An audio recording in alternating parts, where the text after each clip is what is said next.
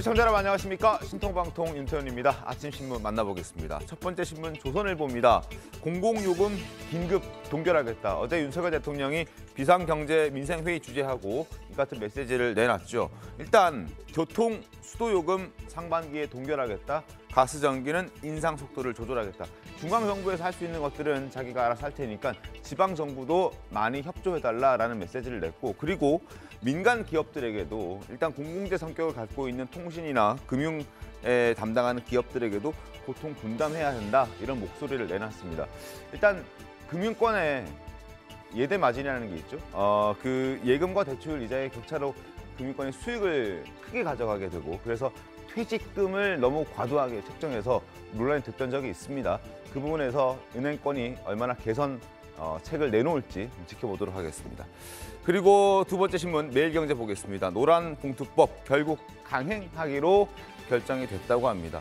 파업조장법으로 알려져 있고 노란봉투법으로 더 친숙한 그 법안이 어제 소위를 통과했습니다. 노조에 편승한 거야의 폭주라는 제목의 매일경제 기사가 실렸는데, 일단 내용을 직계약이 아니어도 해당 업체가 노조와 직계약하지 않더라도 교섭의 의무를 부여하게 되고, 그리고 파업을 했을 때 이 노동자들에게 면책하는 범위도 굉장히 늘렸다, 이러한 내용들이 포함이 되어 있습니다. 그래서 여권에서는 반발하고 있고, 여권의 반발에도 불구하고 국회 소위를 통과했습니다. 이런 지적들이 나오고 있고, 이렇게 노조법을 개정안을 강력하게 민주당이 밀어붙이는 건 노조와 어느 정도 결탁돼 있다, 민주노총과 결탁돼 있다, 이런 해석도 나오고 있는 그런 상황입니다. 자, 세 번째 신문 보겠습니다. 동아일보입니다. 이재명 4천억 원대 배임 혐의. 오늘 이르면 아마 오늘쯤 구속영장이 청구될 것으로 많은 언론들이 예상하고 예측하고 있습니다. 4천억 원대 배임 협의가 아마 집중적으로 들어갈 것 같고, 왜 4천억 원이냐 하면 그 대장동 일당들이, 화천대유와 그런 일당들이 배당금으로 받아가는 금액이 4천억 원이 넘습니다. 반면에 당시 성남시가 챙겨간 돈이 1,822억 원 확정 금액만 가져갔기 때문에 그 대장동 일당들이 가져간 배당금 정도는 최소한 배임의 혐의에 포함이 된다라고 봤기 때문에 검찰이 4천억 원대 배임 혐의를 아마 구속영장에 청구하면서 내용을 적시할 것으로 예상이 되고 있는데, 청구가 되면 그 내용 자세하게 좀 보도드리도록 하겠습니다. 자, 세 번째 신문 살펴봤고 네 번째 신문 보겠습니다. 서울신문입니다. 토요일, 일요일에도 어린이를 맡길 수 있는 어린이집이 서울에 10곳 생긴다고 합니다. 주말에도 일하는 서울 엄마 아빠들, 토일 어린이집이 생긴다라는 기분 좋은 소식이 전해졌습니다. 일단 시작은 다소 미미하게 느껴질 수 있습니다. 우선 오는 6월부터 토일에도 아이를 맡길 수 있는 서울형 주말 어린이집이 운영을 시작한다고 합니다. 10곳. 그렇게 많아 보이진 않지만 이걸 시작으로 아마 좀 더 확산될 수도 있고 지방으로 더 커져 나갈 수도 있는 그런 상황이어서 한번 귀추를 주목해 보겠습니다. 서울시에 주소가 있는 6개월 이상 미취학 영유아라면 누구나 이용할 수 있고, 그리고 오는 3월부터는 세심한 돌봄이 필요한 생후 12개월 미만 영아를 위한 서울형 영세 전담반도 시범적으로 선보인다고 합니다. 자, 신문 4개 살펴봤습니다. 본격적으로 이야기 시작해 보겠습니다. 패널들 먼저 소개해드리겠습니다. 반갑습니다. 안녕하세요.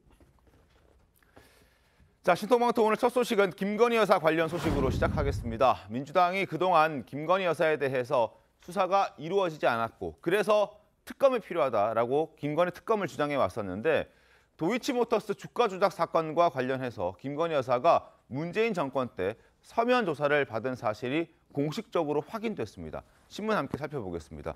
어제 한동훈 법무부 장관이 이런 이야기를 했는데, 김건희 여사 서면 조사했었다. 그 시기는 대선 전후 문재인 정권 때 검찰의 서면 조사를 받았다라는 내용이었습니다. 주가 조작 관련 소환 여부에 대해서 출석을 협의한 적은 있는데 검찰이 요구를 하지 않았다. 그래서 소환 조사는 이루어지지 않았지만 서면 조사는 있었다라고 얘기를 했습니다. 김의겸 의원이 이런 질문을 했다고 하는데, 김의겸 의원은 어떤 얘기를 했냐면, 검찰 소환 출석을 위한 협의가 있었다는 것인가 것 아닌가라고 얘기를 하면서 이 출석 소환 위한 협의가 있었다는 그 자체가 소환 통보 아니냐라고 한동훈 법무부 장관에 질문을 했다고 하는군요. 그러나 그건 아니다라고 한동훈 장관이 정확하게 설명을 해줬습니다. 출석 여부는 정확하게 양식과 사전에 절차가 있는 것인데 그게 없었다면 협의는 있을 수 있었지만 정식적으로 검찰이 김건희 여사에게 출석을 요구한 것은 아니었기 때문에 출석 요구는 없었다라고 보는 게 맞다라고 설명을 아주 자세하게 해줬다고 합니다. 어쨌든 서면 조사는 있었다는 것, 이런 내용은 어제 공식적으로 확인이 됐습니다. 그리고 그때 한동훈 법무부 장관이 얘기했던 그 시기를 좀 찾아봤더니 지난해 4월에 MBC도 관련 보도를 했더군요. 어제 목소리 좀 들어보겠습니다. 소환 통보 없었다. 이게 법무부의 공식적인 입장입니까? 일단 소환 조사한 바는 없고 서면 조사를 했었고 정확하게 말하면 출석 요구를 한 바는 없는데 소환을 위한 변호사와의 협의는 있었다. 이게 제가 보고받은 내용입니다. 자, 여기서 중요한 오늘 처음 이야기 나오는 거예요. 서면 조사, 서면 답변서가 지금 왔다는 거죠. 서면 조사를 했다는 보고를 제가 받았습니다. 그러니까 김건희 여사가 서면 조사에 대한 답변서를 보내왔다는 거죠. 제가 보고받은 바로 서면 조사를 했다고 네, 들었습니다. 이거 처음 나온 이야기입니다. 처음 나온 얘기 아닐 것 같은데요? 아닙니다. 한번 확인해 보십시오. 지금 한 번도 공개되지 않은 내용입니다. 그런데 왜 서면 조사를 받고서도 무혐의를 처리하거나 아니면 기소를 하거나 결정을 못 짓고 있는 겁니까? 거기에 대해서 지금 수사가 진행되고 있고요. 그리고 그거는 지난 정부에서 수사를 계속 해온 것입니다. 절차에 따라서 지금 이번에 1심 결과까지 잘 고려해서 수사해서 결론을 낼 거라고 생각합니다. 자, 김의겸 의원이 처음 나온 내용이다라는 부분을 강조했는데 진짜 처음 나온 내용이었는지 확인을 좀 해봤더니 그건 아니었던 것으로 확인이 됐습니다. MBC도 보도를 했는데 MBC 보도 내용을 좀 소개해드리죠. 2022년 지난해 4월 26일에 MBC의 보도 내용입니다. 수사팀이 당시 검찰 수사팀이 김건희 여사에 대해서 서면 조사를 진행했다라고 기사에 썼습니다. 수사팀은 김 여사가 주가 조작을 공모한 정황이나 증거를 찾지 못했다고 검찰 지휘부에 보고도 했다. 그런데 결과를 보고받은 이정수 당시의 서울중앙지검장도 그 수사팀의 의견에 힘을 좀 실어주려고 했으나 김태훈 4차장 검사가 수사팀의 무혐의 처분에 반대하고 나섰고 그러한 정황들을 어떤 상황들을 검찰 관계자가 MBC에게 전했다 이렇게 보도까지 한 상황이었습니다. 어떻게 좀 보셨습니까? 이종훈 의원. 일단 김의겸 의원이 사실 확인을 또 제대로 하지 않고 질문을 했는데 네. 어저께 나온 사실은 이겁니다. 뭐 우리가 다시 그 예전으로 돌아가면 일단 이 김건희 여사와 관련해서는 이 이정수 중앙지검장 즉 이 문재인 정부에서 임명한 네. 중앙지검장 산하 이 수사팀이 계속 수사를 맡아왔었고 그리고 무혐의 처분 그러니까 그 당시 할 수 있었던 최대한의 어쨌든 수사를 다 했던 것이고 그래서 네. 일선 검사들이 이건 무혐의 처분을 해야 된다라고 했는데도 불구하고 김태훈 차장검사 우리가 익히 알죠. 김태훈 차장검사 윤석열 검찰총장의 징계에 앞장섰던 그런 네네. 친정권이라고 당시에 이렇게 언론 보도에 나왔던 그 차장검사가 반대하고 우리가 얘기하는 소위 얘기하는 뭉갰다 이것을 계속 갖고 있었다. 그래서 지금까지 계속 여기까지 왔다라는 게 한동훈 장관이 새로 밝혔다기보다는 그 당시에 있었지만 우리가 다시 이제 재확인 시켜준 것입니다. 그 김진진 변호사님, 일단 소환 조사는 이루어지지 않았지만 물론 한동훈 법무부 장관의 설명대로라면 검찰이 소환 통보조차 안 했기 때문에 이루어지지 않은 것인데 서면 조사는 이루어졌다. 그래서 무혐의 처분의 결론이 검찰 내부에서 내려졌다라고 한다면 어느 정도 구체적으로 수사가 진행됐다라고 봐야 되는 겁니까? 어떻게 민주당의 주장처럼 제대로 되지 않았다라고 봐야 되는 겁니까? 네, 일단은 서면 조사라는 거는 일종의 이제 수사 방식 중에 하나입니다. 뭐 소환 조사도 수사 방식 중에 하나. 이재명 대표도 소환 조사 그렇죠. 소환 조사를 적이 한 거고. 있죠. 예. 그러니까 사안의 경중에 따라서 뭐 이재명 대표처럼 이제 뭐 뇌물, 뭐 배임죄 이런 중대한 범죄가 있고 또 조사해야 될 게 많다. 그럼 이제 소환 조사 방식을 택할 수도 있는 거고요. 그렇지 않고 뭐 사안을 이제 기록들을 들여다봤을 때 이게 뭐 그렇게 중대하지 않거나 아니면 증거가 좀 부족하다. 그럼 이제 서면 조사 방식으로도 좀 대체를 할 수 있는 거고 조사 방식이란 거는 이걸 해야 된다, 이렇게 해야 된다. 그렇게 정해진 건 없습니다. 어떻게 보면 수사의 원칙이라는 건 꼭 필요한 부분만 딱 집어서 이렇게 수술을 하듯이 딱 필요한 부분만 수사를 하는 그러니까 최소한의 원칙이 사실 유일한 수사의 원칙이라고 볼 수가 있고 네. 그 방법은 당연히 다양한 겁니다. 그렇기 때문에 서면 조사를 했다고 해서 뭐 수사가 부실했다 이런 관계가 성립하기는 조금 어려울 것 같고 추가적으로 당시에 이제 사안 자체가 네. 이미 이제 문재인 정부 때 이제 이루어졌던 수사잖아요. 네. 심지어 2021년도에는 그 여의도 저승사자라고 불리는 그 금융조사팀까지 다 투입이 돼가지고 이제 김건희 여사 사건을 조사를 했었습니다. 그럼에도 그 수사팀이 다 투입돼서 조사를 했음에도 그냥 서면 조사 정도에서 마무리하고 뭐 내부적으로 뭐 무혐의 결론을 좀 내고 이런 식으로 나갔다 한다면 아무래도 뭐 그 증거를 찾는데 좀 어려움이 있었다 이렇게 충분히 판단할 수 있을 것 같아요. 알겠습니다. 자, 민주당은 일단 서면 조사조차 이루어지지 않았다라고 그동안 주장을 해왔고 그래서 김건희 특검이 반드시 필요하다라고 설득을 해왔습니다. 박홍은 원내대표 목소리 들어보겠습니다. 공소장에 200번 이상, 공판 과정에서 300번 이상, 그리고 법원의 판결문에도 37번 김건희 여사의 이름이 언급되었습니다. 하지만 검찰은 단 한 차례 소환 조사도 하지 않았습니다. 공범 의혹이 제기된 지 1년이 넘도록 서면 조사조차 없었습니다. 검찰이 입혀준 치해법권의 방탄복을 껴입고 공소시효만 끝나기를 기다렸을 것입니다. 소환 조사가 없었던 건 맞고 그러나 서면 조사는 있었던 게 사실입니다. 그렇다면 한민수 대변인님, 지금 민주당이 얘기하는 그 김건희 특검의 설득력이 조금 떨어지는 것 아닌가 하는 생각도 저는 드는데요. 오히려 오히려 국민들 사이에서 좀 더 많은 더 짙은 의혹이 생기지 않을까 이런 생각이 듭니다. 왜냐하면은 일단은 옆에서 우리 김 변호사 얘기했기 때문에 주가 조작 사건은 그 미국 같은 경우는 선진국들은 무기징역형에 처해지는 아주 매우 엄중한 범죄다 이런 말씀을 먼저 드리고요. 그러면 간혹 이제 우리가 그동안 많이 봤습니다마는 검찰발 기사들이 상당히 많이 나오고 네. 민주당에서 무슨 얘기를 하면은 야당에서 아니면 뭐 어떤 단체에서 얘기 시민단체가 하면은 검찰 관계자 혹은 한동훈 장관이 즉시적으로 반응을 했습니다. 뭐 바로 반박을 했죠. 근데 지금까지 왜 이 서면 조사 얘기를 안 했을까? 저는 이런 상식적인 의문이 좀 들어요. 왜냐하면 결국은 이제 야당은 질의를 하니까 저는 뭐 이제 선제적이기보다는 그동안 아무 얘기 안 하다가 우리 박홍근 원내대표 때도 얘기 안 했어요. 하다가 서면 조사를 했다 하면서 뭐 출석 요구는 안 했다. 뭐 이런 것들 때문에 그랬는지 모르겠습니다만 저는 그 두 가지를 봅니다. 첫째는 이 시기가 언제였을까? 아마 딱 보면은 그 방송국 보도 보니까 4월로 저도 저 기사는 기억이 잘 나지 않습니다. 네. 아마 대선 직후기 때문에 저도 기사 찾아봤더니 이게 기사 제목이 막 이렇게 김건희 여사 제목으로 달려 있는 게 아니었고 네. 제목은 다른 내용이었고 아, 그렇습니까? 그 본문 안에 이런 내용이 있더라고요. 그래서 저도 네. 본 기억이 전혀 없거든요. 그런데 네. 4월 보도라고 4월 26일 보도면 상식적으로 볼 때 이제 조사가 김 여사에 대한 서면 조사가 대선 전후가 됐을 것 같아요. 한동훈 본부장도 그렇게 얘기했습니다. 그렇습니까? 예. 3월 9일 직전이나 직후일 예, 텐데 3월 9일 기준으로 저는 딱 전후로. 그때 보면은 우리가 다 많은 국민들이 기억합니다만 이명박 전 대통령이 당선되고 BBK 조사를 받습니다. 당선 직후에 받았어요. 네. 받으면서 당시 황제 그때는 또 더군다나 방문 조사했어요. 검찰이 와서 조사했습니다. 서면 조사보다는 좀 단계가 높다고 볼 수 있겠죠. 근데 그때 황제 조사 논란이 거세게 일었습니다. 검찰이 와가지고 너무 정말 깍듯하게 뭐 당선인이니까 그랬겠죠. 그래서 정말 유력한 대선 후보를 대선 후보의 부인을 대선 직전이나 더군다나 만약에 직후에 했다면 그 서면 조사가 정말 제대로 된 조사였을까? 그냥 서면 용지만 보내지 않았을까 이런 생각이 들고요.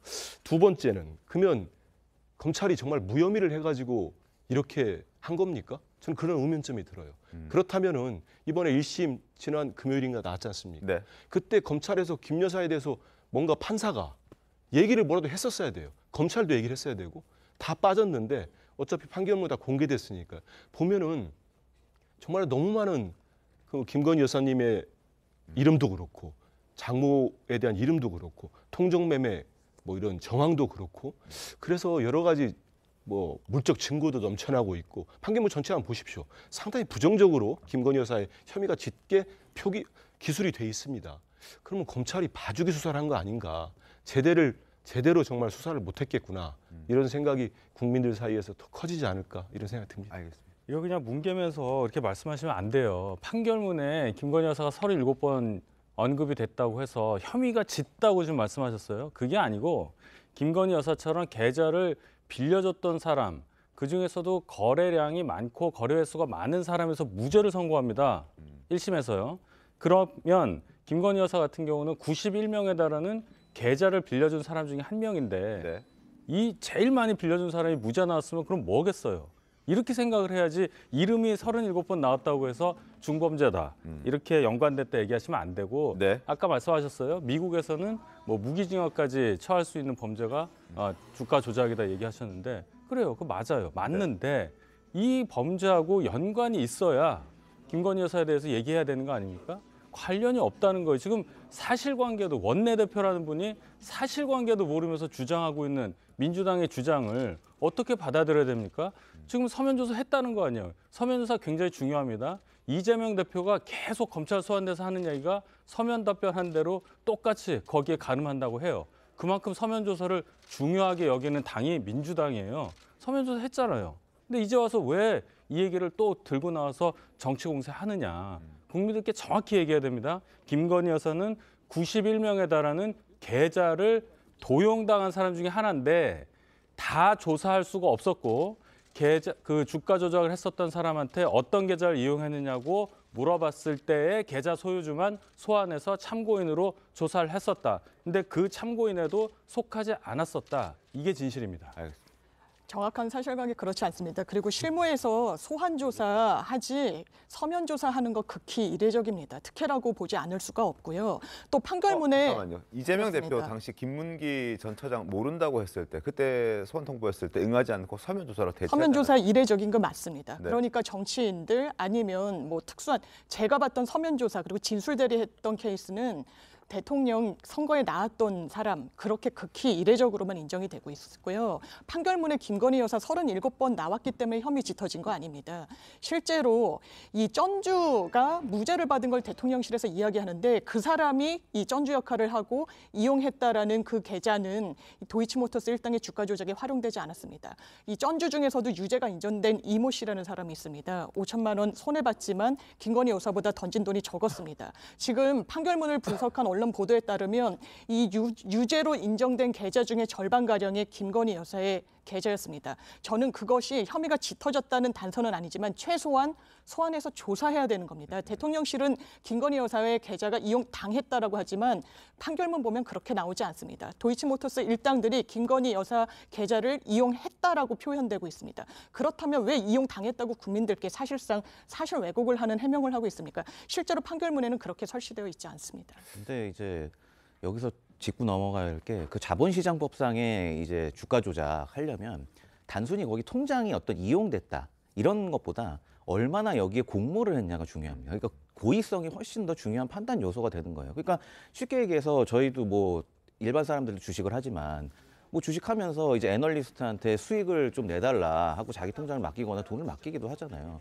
그런 거 자체가 범죄가 되는 건 당연히 아니죠. 제가 볼 때는 김건희 여사가 이제 지금까지 얘기해왔던 걸 쭉 종합해 보면 당시 이제 일정 부분 수익을 얻기 위해서 이제 본인이 뭐 위탁을 했다거나 이런 부분이 있지 어떤 이 주가 조작을 위해서 여기 적극적으로 공모하고 가담했다거나 이런 걸 찾지 못한 겁니다. 그런 단서가 좀 나와야 최소한 소환 통보라도 하는 건데 그리고 자꾸 왜 이렇게 소환 통보에 저는 소환 조사에 이 야당에서 집착을 하는지 좀 의아스러워요. 이 충분히 검찰에서 조사하고 조사 방식을 선택하는 건 검찰이 하는 건데 굳이 그걸 소환 조사를 하려는 이유가 뭔지 아마 뭐 망신 주기를 하려는 게 아닌지 이런 좀 불순한 의도가 생각이 좀 들어요. 소환 조사에 집착하는 건 사실 여야가 다 똑같은 것 같습니다. 이재명 대표에게도 소환해서 응하라라고 국민의힘에서도 얘기를 하는 측면이 있기 때문에 그게 뭐 여야라고 해서 다른 것 같진 않은데 다만 이번 그 도이치모터스 1심 선고 지난주 금요일에 나왔던 선고는 1심 선고입니다. 2심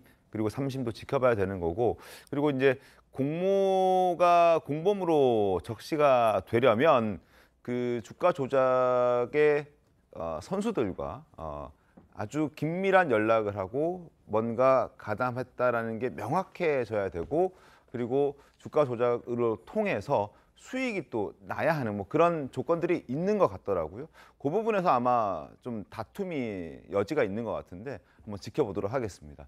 자 그리고 한동훈 장관이 논란이 되고 있는 또 윤미향 의원과 곽상도 전 의원의 1심 판결에 대해서도 새로운 검찰에서 제대로 수사해서 바로 잡겠다는 뜻을 밝혔습니다. 목소리 들어보시죠. 곽상도 전 의원이랑 윤미향 의원 판결 관련해서 국민 법감정과 맞지 않는다는 지적이 있는데요. 저도 그렇게 생각하고요. 그 사건은 새로운 검찰에서 끝까지 제대로 수사해서 밝혀내야 한다고 생각합니다. 그거 제대로 그 두 사건 제대로 밝혀내지 않은 커서 뭐 정의가 실현됐다고 할 수 있겠습니까? 국민들도 그렇게 생각 안 하실 것 같고 저도 그렇게 생각합니다. 그거는 반드시 이 공권력을 최대한 동원해서 정의로운 결과를 내야 된다고 생각합니다.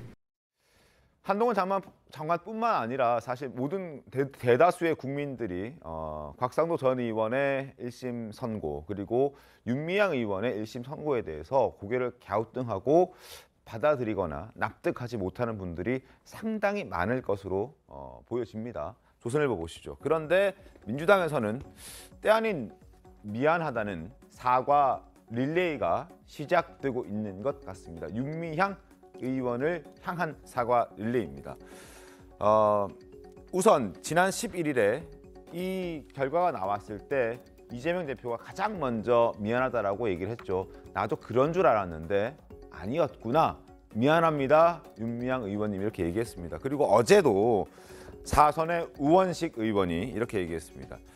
전생애가 부정당하는 고통을 겪어왔을 윤미향 의원에게 심심한 위로를 보낸다. 그러면서 당이 이제는 윤 의원을 지켜야 한다. 이런 메시지를 내놨습니다.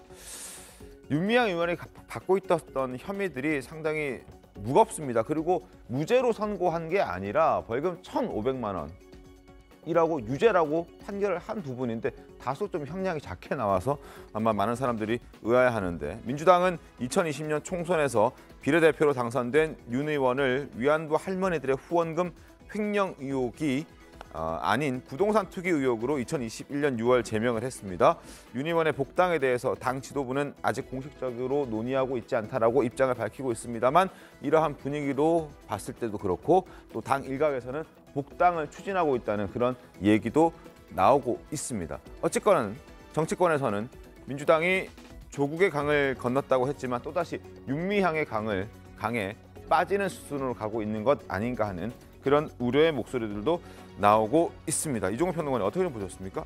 민주당이 언제나 주장하는 가장 중요한 원칙 중에 하나가 피해자 중심주의입니다. 네. 이 위안부 할머니 문제도 언제나 피해자셨던 위안부 할머니들의 입장에서 바라봐야 되지 않을까요? 이 사건 기억하시겠지만 이용수 할머니가 증언을 하고 네. 그러면서 울분을 토해내면서 정의협이 제대로 일을 하고 있느냐 또 윤미향 씨에 대해서도 섭섭함을 토로하면서 그때 1차, 2차 기자회견을 기억하실 겁니다. 네. 그러면서 숱한 제보가 있었고 실제로 관련된 한 분이 또 극단적 선택을 한 것도 기억이 나고요. 또 전혀 불필요한 안성에 이 집을 하나 마련해서 실제로 할머니들은 거기서 한 번도 거의 이용하지 않는데 자신의 그런 어떤 일주일마다 한 번씩 사적인 어떤 모임을 했다는 의혹도 있었고요. 이런 것들이 겹쳐지면서 수많은 어떤 비판을 받지 않았습니까? 그리고 그 판결 내용도 정말 꼼꼼히 읽어보면 죄가 가볍지 않다고 명시를 하고 1,700만 원의 벌금형을 내렸습니다. 물론 700만 원만 인정되고 1,500만 원의 벌금형. 1,500만 원의 벌금형이 됐습니다. 그런데 문제는 이겁니다. 검찰의 구형보다 적다고 해서 미안하다고 이야기할 건가요? 이 시민단체가 지향하던 바가 무엇인데 그리고 이 시민단체가 특히나 윤미향 씨가 했던 바에 대해서 할머니들이 그렇게 울분을 토해냈던 것을 기억하는데 국민 정서에 반하게 미안 릴레이를 한다면 또다시 그때 이야기됐던 것처럼 이 정당은 언제나 자신들의 우호적인 시민단체와 연계해서 그 시민단체를 비례대표로 언제나 끌어들이고 하면서 연계하는 그런 정당이다라는 식의 어떤 오명에서 이번에 벗어났어야 됐는데 그리고 이번에야말로 이런 걸 통해서 지금 시민단체들이 정확하게 회귀도 해야 되고 이런 계기를 삼아야 되는데 도리어 이렇게 함으로써 이 판결을 도리어 오독하고 이 전의 시대로 되돌아가려는 그런 비판을 면치 못할 거라고 생각을 합니다. 알겠습니다. 법원의 판결이 반드시 사회 통념과 일치해야 하는 건 아닙니다. 법리로 따졌을 때 다소 어긋나는 건 있지만 이렇게 어긋나게 되면 검찰의 수사도 한번 다시금 잘못된 부분은 없는지 살펴봐야 하고 법원의 판단도 혹시 잘못된 판단이 있었던 건 아닌가 따져봐야 될 것 같다는 생각도 드는데 조선일보도 그 부분을 지적하고 있었습니다. 일단 첫 번째, 곽상도 전 의원의 사건과 관련해서는 그때 50억 클럽뿐만 아니라 대장동 비리 수사에 대해서 문재인 정권에서 강력하게 수사를 했었죠. 제대로 안 됐다는 지적도 상당히 많았습니다. 왜냐? 조선일보는 이렇게 평가하고 있습니다. 당시 친문재인 검사로 알려진 이정수 서울중앙지검장과 김태훈 4차장 주도로 진행됐기 때문에 제대로 수사가 이루어지지 않았을 가능성이 있다. 이렇게 보는 시각이 있고 윤미향 의원과 관련된 내용에서도 역시 문재인 정권 검찰이 진행했다라는 부분을 강조했습니다. 윤 의원이 당시 거대, 지금은 무소속이지만 당시에는 거대 여당인 민주당의 소속이었고 정권의 압력 아래에서도 서울 서부지검이 노력했으나 충분하게 할 수 없었다. 그래서 이번에 제대로 이걸 밝혀내야 하고 바로잡아야 한다는 여론이 들끓고 있고 한동훈 법무부 장관이 이 부분을 다시 한번 새삼 강조를 한 겁니다. 앞으로 어떻게 될 것 같습니까, 김진일 변호사님? 네. 그 과거 이제 사설에 잘 나왔지만 과거 이제 문재인 정부 때 두 가지 사건 모두 그때 시작이 됐기 때문에 물론 검찰이 이제 정치적인 중립성을 지켜야 되지만 당시 이제 그렇지 못했던 상황에서 이런 검찰이 그런 정치적인 상황에 휘둘리는 그런 수사를 했을 가능성이 굉장히 높기 때문에 이번 기회에 좀 새로운 수사팀을 구성해서 제대로 수사를 한다면 아마 항소심에서 좀 더 국민 여론에 부응하는 그런 결과가 충분히 나올 수 있을 거라고 보여지고 이게 이제 수사라는 게 그렇습니다. 검사가 수사를 시작해서 진행을 하고 그러면 이걸 유지하는 이제 공소 유지라고 하는데 그 공소 유지 부분까지 결국 수사가 영향을 주게 돼 있거든요. 네네. 그러면 결국에는 과거 정권에서 이제 검경 수사권 조정이나 뭐 검수완박 이런 것 때문에 이 수사가 부실해진 측면이 있는 거예요. 그러니까 결국 수사라는 건 그러니까 의사로 치면 진단하고 같거든요. 그럼 진단과 치료는 우리는 상식적으로 당연히 하나로 묶는다고 생각을 하잖아요. 근데 검수완박이라는 건 진단 따로, 치료 따로 이렇게 이해를 하시면 되거든요. 그러면 아니 검사 진단을 못하게 하는데 치료를 어떻게 제대로 하겠습니까? 그러니까 그렇게 하지 말고 이번에는 물론 뭐 아직 뭐 법이 바뀌고 이런 건 아니지만 제대로 한 팀을 구성해서 진단도 제대로 하고 치료도 제대로 돼서 이런 좀 법리적인 뭐 우리가 상식적으로 좀 이해하기 어려운 법리들이 좀 잘 해결이 됐으면 하는 바람이 있고 이제 한 가지 뭐 구체적으로 조금 한 가지 좀 말씀드리면 윤미향 의원 사건 같은 경우에 이 횡령 액수 그러니까 적지 않다고 검찰은 주장을 하고 있거든요. 한 5억 정도인데. 근데 지금 인정된 게 한 1,700 정도란 말이에요. 이 부분을 면밀히 좀 수사를 해서 뭐 단순히 비교하기는 어렵지만 최근에 왜 버스 운전기사분이 800원 횡령했다고 해고가 정당하다 그런 판결이 있었어요. 이제 그래서 국민들의 굉장히 공분을 샀는데 이거와 비교를 하면서 그러니까 800원을 횡령해도 해고되는 게 맞는데 지금 거의 5억 가까이 그 5억 가까이 횡령한 사람이 어떻게 벌금이 이 정도 나오냐. 그러니까 이 부분을 면밀하게 밝혀야 될 것 같고 곽상도 의원 사건 같은 경우에는 대가성이죠. 대가성 부분이 지금 가장 문제가 됐는데 그 부분 관련해서 좀 보완 수사를 해가지고 좀 판결이 바뀔 수 있는 방향으로 간다면 좋을 것 같습니다. 알겠습니다. 한번 지켜보겠습니다. 그리고 어제 법사위 소식을 다시 좀 전해드려야 될 것 같은데 민주당이 이재명 1호 법안이죠. 양곡관리법 등을 본회의에 직회부하면서 김도 법사위원장과 민주당 의원 간에 충돌이 있었습니다. 영상 보겠습니다. 만약에 사과한다 그러면 그간의 민주당 의원들이 잘못에 대해서는 다 정리해서 사과하랍니까? 지켜야 될 거 아닙니까? 최강 의원 그만합시다. 최 의원 이제 좀 자중합시다. 입장 주세요. 최 의원, 최 의원, 내가 왜 지금 님자를 안 붙이냐면 속기록 보세요. 속기록. 어디서 손가락질합니까? 속기록 보세요. 계속 위원장이라고 돼 있어요. 손가락질하는 사람한테 손가락질한다고 지적하는 게 말을 삼가해야 되는 일입니까? 최강 의원한테는 할 수 있다고 봐요. 지금 법사위가 보면 특정 몇몇 의원들이 항상 분란을 일으켜요. 최강 의원 본인을 뒤돌아보세요. 어디를 뒤돌아봐요? 뒤에 아무도 없어지고. 자, 양곡관리법 민감한 문제입니다. 그러나 그것보다 본질적인 문제보다 서로 여야 의원들 간의 태도를 지적하는 모습이었거든요. 어떻게 좀 보셨습니까? 국민들이 저 영상 보시면 법사위라는 데는 뭐 법안 심사하는 데가 아니고 최강욱, 김남국 이 두 분하고 김도우 위원장하고 맨날 싸우는 데라고만 생각하실 겁니다. 최강욱 의원은 그 지금 나오는 방송의 그 음성만 들어도 네. 공적인 자리에서 할 수 있는 그런 말이냐, 단어 선택도 그렇고요. 그냥 우리가 흔히 보듯이 시정에서 일어나는 그런 일 보는 것 같아요. 그 국회의원이라는 직분에 대해서 잘 생각하시고 말씀하셔야 될 것 같고, 김남국 의원도 마찬가지로 본인이 지금 법사위에서 질의하는 과정에서 있었던 여러 가지 문제점에 대해서 인식을 하신다면 네. 이런 식으로 자꾸 이 사람들의 입길에 오르는 게 좋지 않다는 걸 알 겁니다. 양곡관리법 말씀인데 이게 중요하지 않다는 얘기는 아닙니다. 그 농민들에 대해서 뭔가 보전을 해야 하고 네. 그 농사 짓는 과정에서의 어떤 피해에 대해서 금전적인 피해에 대해서 국가가 개입하는 것은 맞는데 이재명 대표가 1호로 추진했다는 그 이유 하나로 네. 이렇게 법사위에서 서로 감정 싸움까지 할 그럴 일이냐 충분히 지적할 만한 일이라고 봅니다. 알겠습니다. 자, 저희가 지금 법사위와 관련된 얘기를 하는 중에 속보가 전해졌습니다. 검찰이 이재명 민주당 대표에게 구속영장을 청구한 것으로 지금 전해지고 있습니다. 대장동과 관련해서 배임 혐의가 있는데 4,895억 원의 배임 혐의를 씌워서 검찰이 대장동 사건과 관련해서 지금 이재명 대표에게 구속영장을 청구했다는 그러한 소식이 전해졌습니다.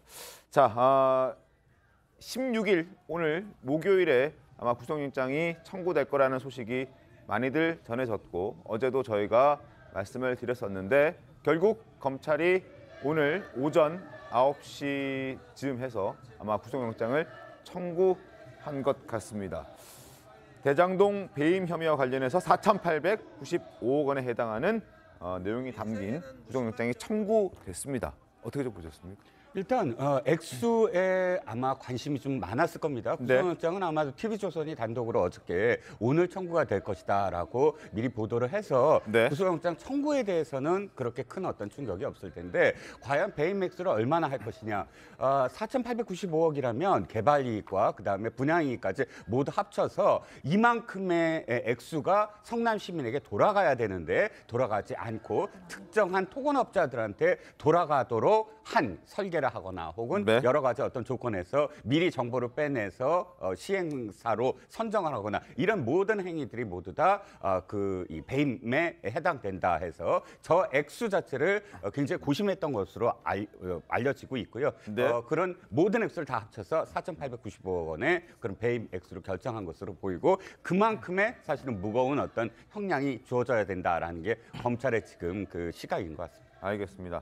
4,000억 원대의 횡령 배임 혐의가 아마 있을 것이다라고 앞서 신문에서도 말씀드렸는데 구체적으로 액수가 4,895억 원의 배임 혐의가 구속영장 청구가 되면서 적시가 됐습니다. 자, 일단 대장동 일당들이 배당받아간 금액이 4,040억 정도 되는 것으로 알려져 있고 뭐 보도에 따라서는 그게 4,040억이냐 4,054억이냐 뭐 차이가 있긴 합니다만 4,000억 정도 되니까 4,000억 원은 넘을 것이다라고 예상이 됐었는데 895억 원이 추가가 됐습니다. 이 부분에 어떤 금액으로 추가가 됐을까요, 김진진 변호사님? 네, 일단은 지금 배임 그 속보로 나온 그 내용이 보면 배임죄만 지금 들어가 있어요. 그래서 네. 이게 거의 5천억 가까이 되는데 요 것만 놓고 봤을 때 우리가 지금 언론에서 이제 배임죄 가지고만 구속영장을 청구를 하느냐 아니면 뭐 기타 뇌물 혐의까지 추가하느냐 이런 부분이 말이 많았는데 일단은 검찰은 배임 혐의만 갖고 청구를 했고 그게 이제 5천억 정도 되는데 잠시만요. 지금 서울중앙지검 반부패 수사 1부 및 3부가 이재명 전 성남시장 지금 민주당 대표에 대해서 영장을 청구했는데 내용을 좀 잠깐 소개를 해드리죠. 특경법 위반 이게 이제 배임입니다. 그리고 특가법 위반 뇌물도 포함이 됐고요. 이해충돌방지법 위반도 포함이 됐다. 이게 부패방지법 위반과 범죄수익은닉규제법 위반 혐의 이건데 일단 이 모든 게 다 들어가 있습니다. 네. 그런 걸 다시 한번 말씀을 드리겠고 그렇게 해서 아마 4,895억 원이라는 금액이 나온 것 같습니다. 그렇다면 그 대장동 일당들에게 약속받은 428억 원도 들어갔다 봐야 되는 겁니다. 네네. 그 부분은 지금 뇌물죄로 기존은 계속 다투고 있는 게 네. 이제 좀 전에 이제 업무상 배임죄 그 부분이 이제 수천억 가까이 될 거예요. 이게 다 합쳐서 지금 5천억 정도 되니까 네. 거기다가 지금 뇌물죄, 특가법이 바로 뇌물죄입니다. 왜 특가법이냐면 네, 특가법이 뇌물죄인데 형법이 아니고 왜 특가법이냐?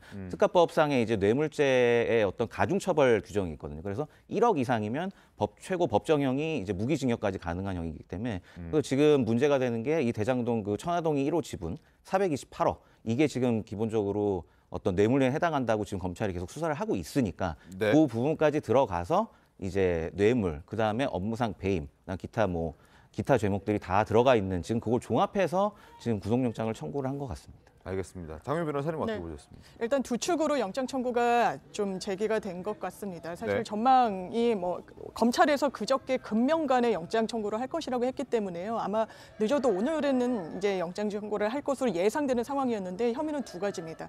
일단 특경가법상 배임이라는 건 대장동 이 사업과 관련해서 설계 자체를 민간업자들에게 굉장히 많은 이익이 흘러가도록 애초부터 고의를 갖고 설계를 했다. 그래서 사실 성남시나 성남시 도시개발공사로 귀속할 수 있었던 4,800억 원이 넘는 이익을 사실 민간업자들에게 들어가게 했다라는 게 검찰의 시선 한 축으로 보이고요. 네. 또 추가로 영장에 적시된 뇌물 133억 원이 있다라고 지금 언론 보도가 나오고 있습니다. 이 부분은 성남 FC와 관련해서 기업들로부터 제3자 뇌물 형식으로 이 받은 돈을 검찰이 액수를 133억으로 특정한 것으로 보입니다. 알겠습니다. 지금 검찰의 구속영장을 보니까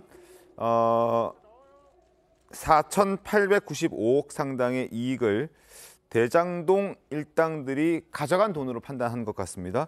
그러니까 성남시는 전체 개발 이익에 현저히 못 미치는 확정 이익 1,830억 원만 배당받도록 함으로써 4,895억 원 상당의 이익을 민간업자들이 그대로 취득하게 했고 이게 배임 혐의, 성남시에 막대한 손해를 끼쳤다라고 검찰은 판단했습니다.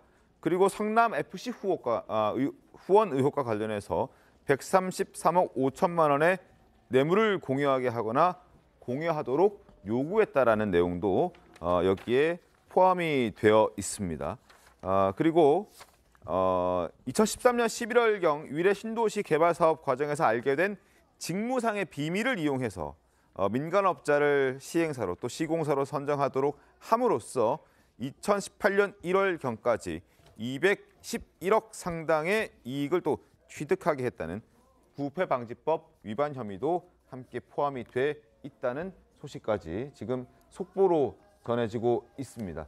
이재명 대표의 사전 구속영장 청구 검찰이 오늘 오전에 긴급하게 쳤다는 부분, 청구했다는 부분이 속보로 전해지고 있는데 이종호 평론가님께서는 오늘 이 금액이 좀 어떻게 좀 보십니까? 네, 사실 좀 더 감경될 부분이 없었을까라는 생각도 들었습니다. 네네. 왜냐하면 검찰이 고민하는 부분이 일단 공소유지잖아요. 공소유지를 하기 위해서는 실제로 법원도 어떻게 판단할 것인지, 그리고 계속 이재명 지금 당 대표가 부인하고 있거나 혹은 진술을 거부하고 있는 부분과 관련해서 실제로 다툼의 어떤 여지는 없는지 이런 고민 속에서 아마 이 액수가 결정이 된 것 같고요.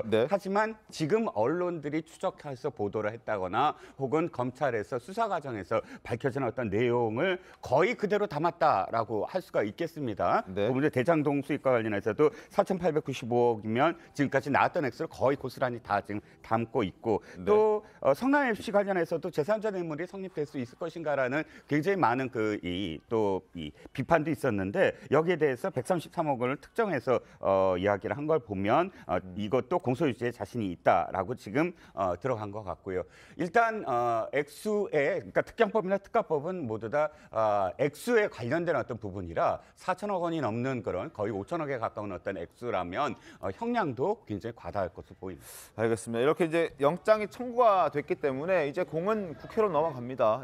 체포 동의안이 국회로 넘어가게 되면 이걸 이제 국회의원들이 표결로 가결인지 부결인지를 결정하게 되고 만약에 가결이 나오면 이제 영장 실질 심사를 받게 되는 과정을 거치고 그렇지 않다면 이제 구속은 되지 않는 그런 상황이 될 텐데 지금 민주당 내부에서 가결과 부결의 의견들이 좀 엇갈리고 있는 상황이어서 민주당 이재명 대표 입장에서도 확실한 부결을 만들기 위해서 당론으로 채택하기는 좀 부담스럽고 그래서 일일이 자신과 좀 거리가 있는 의원들을 만나고 있다는 보도가 나오고 있습니다. 신문 보겠습니다.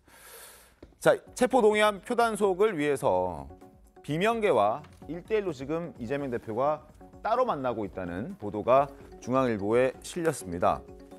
이상민, 이원욱, 김종민 연쇄적으로 만남을 갖고 있고 이 이후에도 만남을 가지려고 예정돼 있는 비이재명계 의원들도 상당히 많다고 합니다.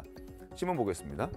자, 친문 대표 체제에서 이 부분은 이제 잠시 뒤에 따로 설명을 드릴 텐데 설훈, 이상민, 이원욱, 김종민, 기동민 의원 등등 비명계와 1대1 접촉에 나선 것도 아마 지금 불체포 특권 그리고 체포 동의안 표단속에 나섰다는 그 이유로 판단을 하고 있고 그리고 이해찬 전 대표가 만들어 놓은 시스템 공천도 지금 계속 강조를 하고 있다고 합니다. 그것 또한 지금 총선 공천을 앞두고 물론 1년 넘게 남아있긴 합니다만 여전히 좀 꽤 많은 시간 남아있다라고 보시는 분도 있을 텐데 친 이재명계 의원들 중에서 비례 의원들이 이미 비이재명계 의원들, 지역구 의원들의 지역에 가서 선거 운동을 하고 있기 때문에 그런 걸 단속하는 차원에서 시스템 공천을 이재명 대표가 강조하고 있다는 얘기도 나오고 있습니다.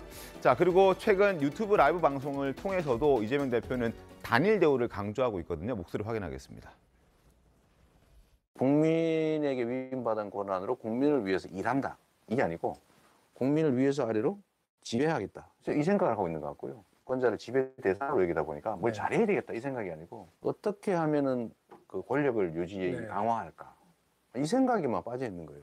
이렇게 할 경우에 다음 그 전략은 뻔한 거죠. 이쪽을 깨는 거예요. 우리 민주당을 균열시키는 거죠.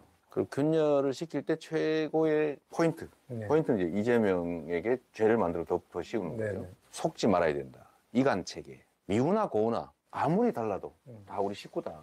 그래서 우리가 총구는 밖으로 라는 얘기를 자주 드리는 겁니다. 자, 화면 함께 보겠습니다. 비이재명계와 1대1 회동을 했던 의원들 그리고 할 의원들 한번 저희가 정리를 해봤습니다. 이원욱, 전해철, 김종민 회동했고 이상민, 설훈, 김철민, 홍영표 의원들과는 회동이 예정돼 있습니다. 이것 또한 다 표단속 차원에서 만난다라는 해석들이 상당히 많습니다. 그리고 어찌됐든 표단속을 하는 이유는 검찰의 구속영장 청구, 체포동의안이 국회로 넘어올 때를 대비해서 이들을 만나고 있는 겁니다. 이제 넘어올 걸로 예상되고 있지 않습니까? 청구가 이미 됐으니까. 과연 어떻게 흘러갈지 그 부분에 대해서도 우리가 의식을 안 할 수가 없는데 동아일보 신문 좀 보겠습니다. 이재명 2차례 출석 때 진술 거부했다. 구속영장 청구 불가피하다. 청구했습니다. 그리고 앞서 저희가 쭉 청구 내용에 대해서 간략하게 짚어드리긴 했는데 이 부분은 없는 것 같아요. 428억 원 뇌물 약속받았다는 이 부분은 아마 오늘 청구된 청구 내용에는 포함이 되지 않은 것 같습니다. 그 이유도 여기에 담겨져 있는데 실문을 좀 보여드리겠습니다. 왜 청구가 안 됐냐 하면 아직 좀 수사가 미진했다라고 검찰이 판단하고 있는 것 같습니다. 충분히 검찰 입장에서는 428억 원 약속받은 그 428억 원이 명목상으로는 정진상, 김용, 유동규에게 가는 걸로 되어 있긴 합니다만 그것 또한 결국 이 대표의 몫이 아닌가 의심하고 있는데 다만 현재 단계에서는 수사가 미진했다라고 판단을 해서 구속영장에는 포함시키지 않았던 것 같습니다.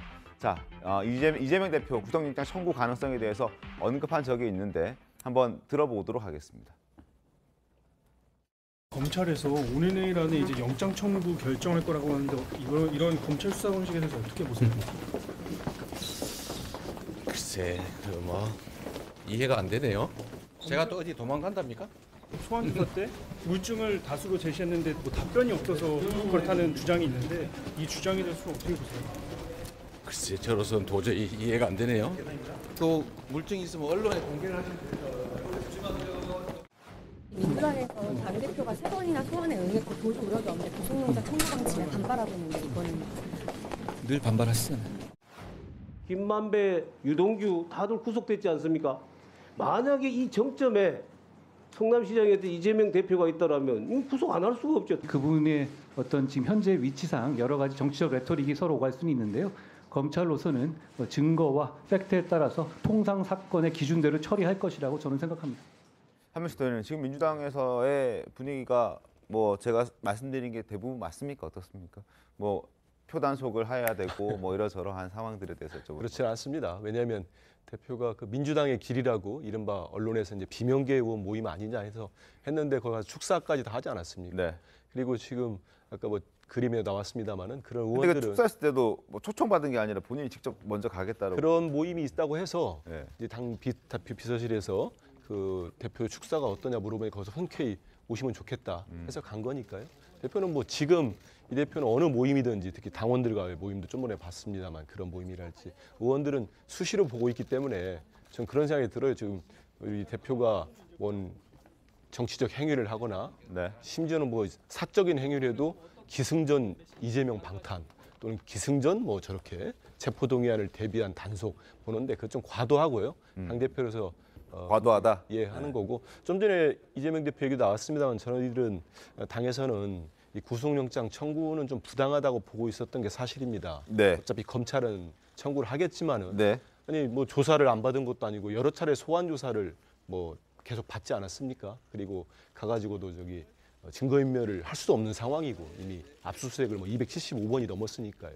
거기다가 뭐 도주의 우려가 있는 분도 아니고 주요 혐의가 입증된 것도 아니고 한데 영장을 치지 못할 거라고 봤는데 결국 검찰은 쳤어요. 근데 아까 얘기대로 이제 큰 액수가 뭐 4천억이 넘는 돈이 나왔는데 4,895. 네, 4,800억이 넘는 돈을 딱 보는 순간 그러면 지금의 검찰이 보는 거는 민간 사업자가 그 얻은 수익은 모두 배임이 된다고 판단한 것 같아요. 그렇게 판단했다고 볼 수도 있겠죠. 그러니까요. 예. 근데 지금 아까부터 우리 계속 옆에 계신 분들이 검찰 얘기하면서 문재인 정부 검찰 얘기하는데 그럼 저는 뭐 제가 볼 때는 검찰은 선택적인 사안별 수사를 선택적으로 하는 것 같아요. 전체 검찰은 문재인 정부 검찰이든 윤석열 정부 검찰이든 검사 종일체와 똑같습니다. 뭐 도이치모터스 주가 조작 사건은 수사를 안 하는 거고 대장동 수사는 그러면 문재인 검찰은 지난해까지 지지난해까지 어떻게 했습니까? 대선 전까지는 유동규와 김만배가 배임했다고 하지 않았습니까? 네. 그렇게 수사를 하다가 정권이 딱 바뀌니까 대통령 바뀌고 정권 바뀌고 검찰이 바뀌니까 이런 식의 결과가 나왔어요. 그러면 제가 딱 하나 되묻겠습니다. 그러면 국민의힘 그 지방정부였던 부산 LCT에서 1조 원대 민간 개발업자들이 다 가져갔습니다. 거기는 1조 원을 다 가져갔거든요. 네. 모든 부패 비리로 그 회장도 구속이 됐습니다. 그러면 이재명 성남시장 같은 경우는 5,503억 원을 공익 환수를 했는데 거기에 대해서는 전혀 평가를 하지 않고 그 민간업자가 가져간 돈, 부동산 지가가 올라가서 받은 돈을 모두 배임으로 한다? 그래서 지금 우리 방송도 그렇고 모든 언론이 많이 보도를 할 텐데요. 저는 기본적으로 그렇습니다. 지금 검찰이 일방적 주장에 따른 구속영장 내용이 이제 또 오늘 영장 내용이 알려지는 거예요. 네. 이건 사실이라고 볼 수 없는 거고요. 이제 재판에서 이 배임 혐의와 아까 성남 시민구당 건은 과연 그게 제3자 뇌물이냐, 정당한 광고비 집행이냐, 이건 치열한 법리 다툼이 있을 겁니다. 근데 그 전부터 이런 내용이 일방적으로 알려지고 보도되면서 좀 어떤 프레임으로 씌우는 거 이건 좀 바람직하지 않다 이렇게 생각을 합니다. 네. 이재명 대표 입장에서는 이 구속영장 청구가 굉장히 큰 일이 될 겁니다. 본인이 만약에 인신 구속이 될 경우에는 당대표직을 현실적으로 유지하기 어려울 것이고 그렇게 되면 본인의 정치 생명이 상당히 위협받기 때문에 지금 총력을 다해서 국회에서 이 체포동의안이 통과되는 것을 막고 싶을 것이고 또 앞으로도 수사에 대표직을 가지고 임해야 한다 이렇게 생각할 겁니다. 근데 이재명 대표가 법조인 아니겠어요? 네. 과거에 그 박근혜 전 대통령 국정농단 사태 있을 네네네. 당시에 이런 얘기 했잖아요. 도망갈지 모르니까 체포해야 된다. 네네네. 그리고 자기는 그 불체포 특권 이런 거 내려놓아야 된다고 생각한다. 여러 얘기를 해놨습니다.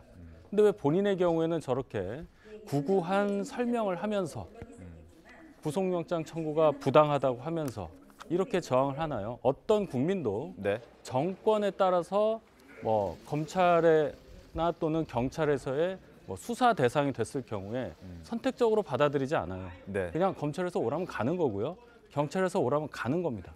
근데 지금 한민수 대변인 말씀하셨듯이 문재인 정부의 검찰, 윤석열 정부의 검찰 다르지 않아요. 그러면 박근혜 전 대통령 탄핵 사태 있었을 때 그때도 우리 사법 시스템 똑같습니다.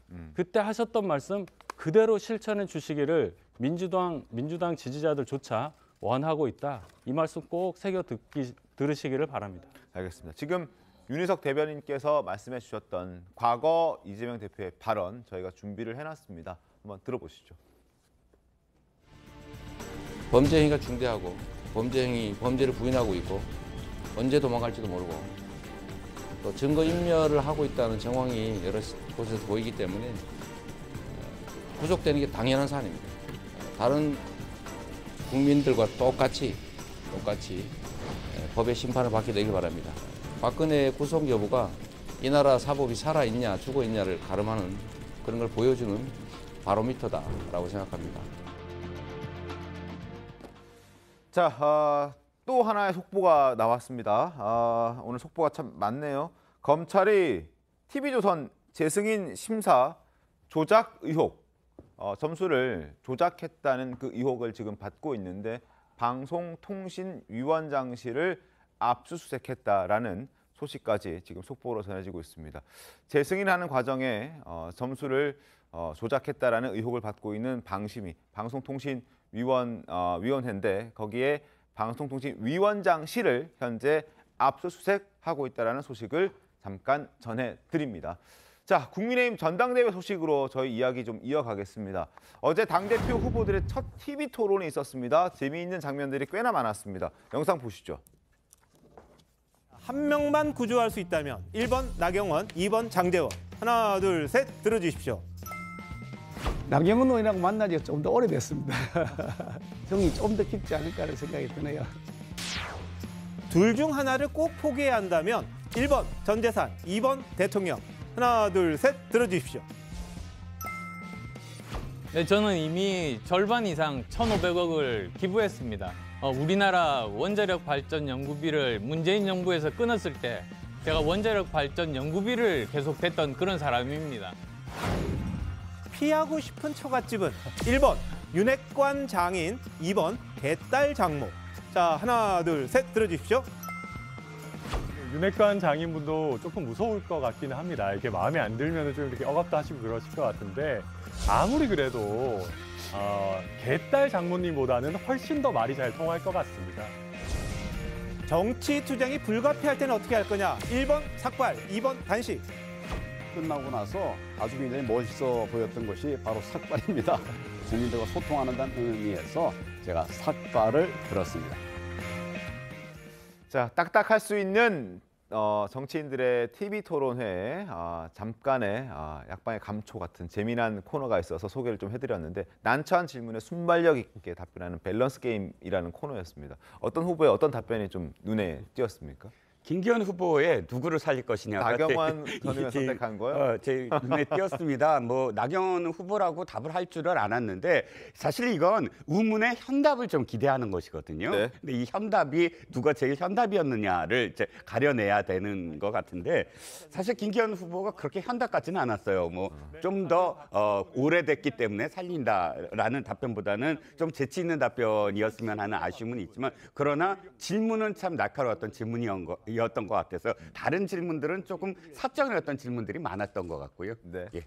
장유 변호사님, 혹시 안철수 후보에게 던져진 질문, 전재산이냐 대통령이냐 이 질문은 어떻게 보셨습니까? 예, 안철수 후보는 여러 답변이 사실 눈길을 끌었었는데요. 저는 뭐 이번 밸런스 퀴즈도 그랬지만 주어가 없다라는 식으로 이야기하셨던 부분이 상당히 좀 마음에 와닿았습니다. 제가 또 그 장면을 보고 있기도 했고요. 사실 윤석열 대통령과 경쟁 관계에 있을 때 굉장히 좀 저평가를 했던 부분이 있죠. 공격을 또 뭐 공세를 주고받을 수밖에 없었던 부분이 있는데 손가락을 뭐 잘하겠다 이렇게까지 강도 높은 이야기를 한 부분에 대해서 김기현 후보가 당연히 그 입장에 대해 물을 수 있다라고 생각했는데 그 영상을 잘 봐라. 거기에 대해서 윤석열 대통령을 겨냥한 게 아니다라고 이야기를 하니까 저는 정치인이 가지면 안 되는 자세라는 생각이 조금 들었고요. 국민 앞에 좀 솔직하지 못했다. 그 부분이 참 안철수 후보의 마이너스 포인트였다 이렇게 생각하고 싶습니다. 알겠습니다. 바로 이제 양강 체계를 이제 구축하고 있는 두 후보가 바로 김기현, 안철수 두 후보이잖아요. 그래서 가장 많은 공방이 어제 또 벌어지기도 했었습니다. 영상 이어서 확인하겠습니다.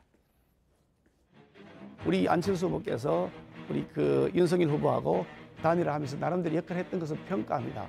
그런데 과연 이렇게 치열하게 싸웠을까?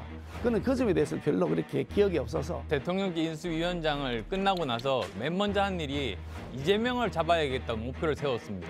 제가 인천에 가서 우리 동네에서 도망친 사람 잡으러 왔다. 그렇게 제가 열심히 유세를 했습니다.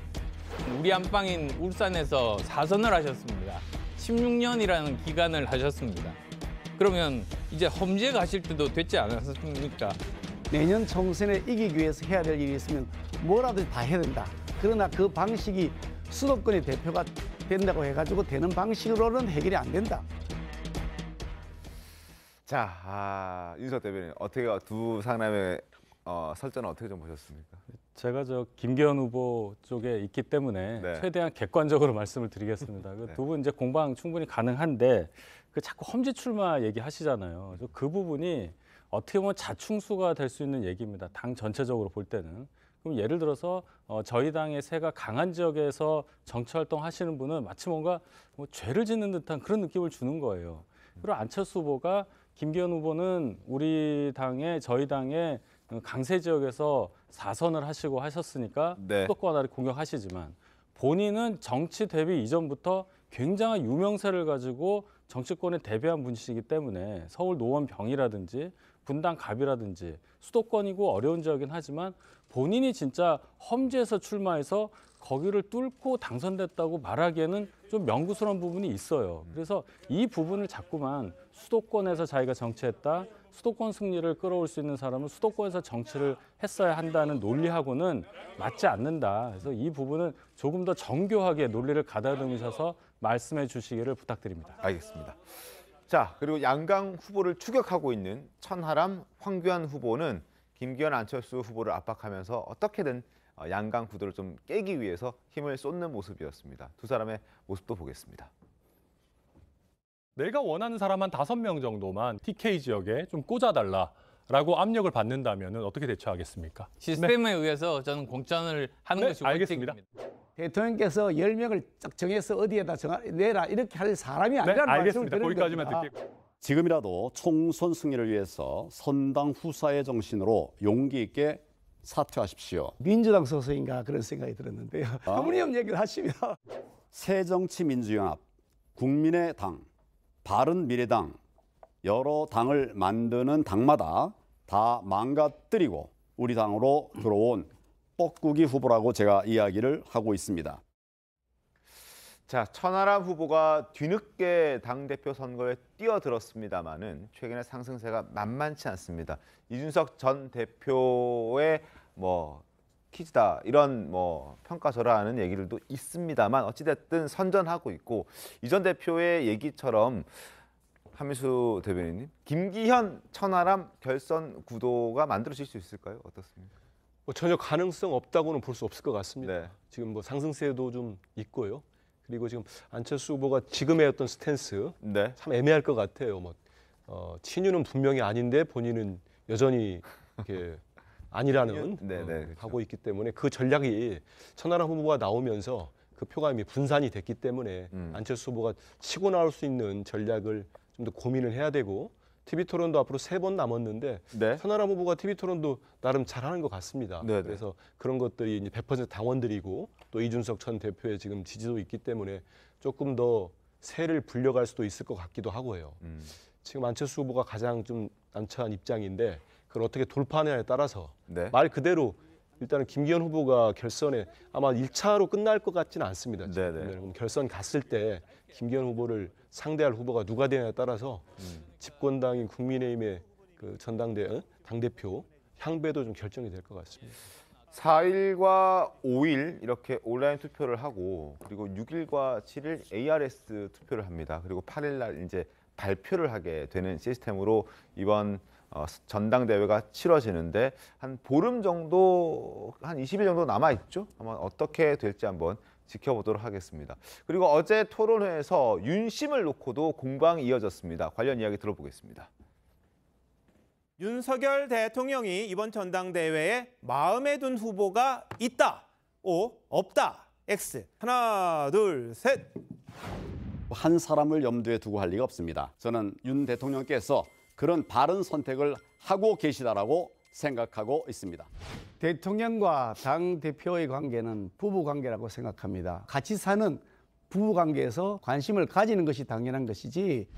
윤심은 없다. 그렇게 말씀하셨습니다. 그 말씀 그대로 지키리라고 믿습니다. 누가 봐도 대통령께서 더 선호하는 후보는 있으신 것 같습니다. 그러니까 아니 온 국민이 다 아시고 저희 당의 당원이나 지지자들도 아마 대부분 다 아실 겁니다. 누구를 선호하시는지. 당대표 TV 토론회에서도 윤심 공방이 치열하게 펼쳐졌던 만큼 이번 전당대회를 통해서 당정 관계를 어떻게 정립해야 할지도 숙제로 남았습니다. 윤 대통령은 책임 정치를 구현하기 위해서는 당정의 융합이 중요하다. 그래서 어느 정도 일치가 돼야 한다라는 취지로 사석에서 이야기한 적이 있다라고 전해지고 있습니다. 그런 차원에서 지금 현재 일각에서는 대통령의 명예 당대표 방안까지 거론되고 있다고 합니다. 당내 의견은 상당히 엇갈립니다. 신문 보겠습니다. 친윤은 윤의 명예 당대표 가능하다. 당의 어떤 그 당원 당규에 따라서도 충분히 가능한 이야기다 얘기를 하고 있는 반면에 주호영 원내대표 지도부의 입장에서 건강한 비판 능력이 상실될 수 있다는 우려의 목소리를 일단 입장을 내놨고 안철수 후보 측에서는 당무 개입 안 된다라고 비판하고 있고 천하람 후보 아니 여당이 무슨 용산 출장소냐 이렇게 날선 공방들도 이어지고 있습니다. 자 이들의 목소리를 한번 들어보도록 하겠습니다.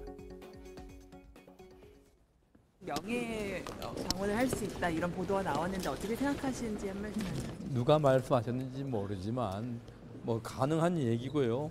당과 대통령이 같은 방향을 보고 가야지 지금까지 당정 분리론이라는 게 좀 잘못됐던 것 같아요.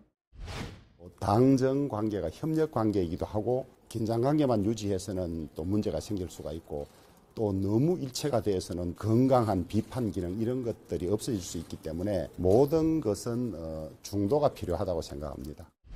용산 출장소 만들 겁니까?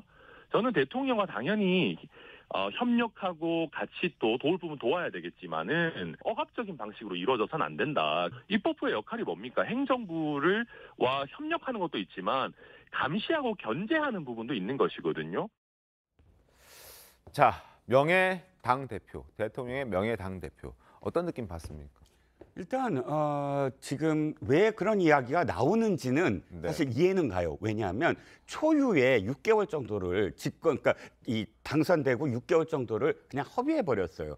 초유의 사건이거든요. 정권을 잡자마자 집권당 여당 대표와 대통령이 갈등을 하는 모양새. 이건 정말 가슴 아픈 어떤 그런 지금 과거입니다. 그걸 어떻게든 극복해보자 하는 게 첫 번째고요. 두 번째는 지금 이게 공론화되는 게 물론 명예 당대표만이 아니라 지금의 대통령제 하에서 대통령과 집권 여당은 어떤 관계여야 하는가. 이 두 가지는 저는 공론화 장에서 한번 이야기를 해봐야 된다고 생각을 합니다. 그런데 그 결론이 명예 당대표다? 그건 좀 아닌 것 같아요. 왜냐하면 이 범위가 그 권한의 범위도 어정쩡할 뿐더러 옥상 오기될 가능성이 크거든요. 괜히 당대표가 명예 당대표 눈치를 보면서 무엇인가를 하게 만드는 구조? 그건 또 좀 상상이 잘 안 가고요. 그래서 공론의 장에 논의는 하되 명예 당대표 같은 쪽으로 결론을 내리는 건 저는 옳지 않다고 봅니다. 알겠습니다.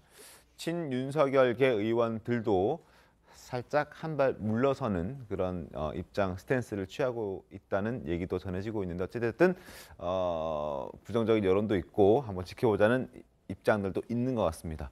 잠시 뒤에 돌아오겠습니다. 오늘 준비한 신동방송 여기까지입니다. 내일 더 신통하게 돌아오겠습니다. 고맙습니다. I heard you got arrested in the street last night.